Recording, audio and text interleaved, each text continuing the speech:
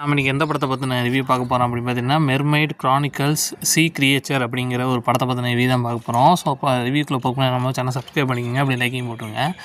இந்த படத்துடைய கதை என்ன அப்படின்னு பார்த்தீங்கன்னா அயர்லாந்துலேருந்து ஒரு கடல் கன்னியை ஒரு கப்பலில் கொண்டு போகிறாங்க.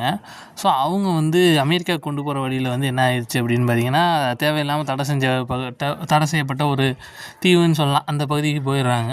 ஸோ அதுக்கப்புறம் என்ன மாதிரியான சம்பவங்கள் நடக்குது, அங்கே போனதுக்கப்புறம் நம்ம கடல் கன்னி எவ்வளோ பயங்கரமாக மாறுறாங்க அப்படிங்கிறத மீதி கதையாகவே எடுத்திருக்காங்க. ஸோ அதுக்கப்புறம் என்ன நடந்துச்சு அப்படிங்கிறது தான் கதை.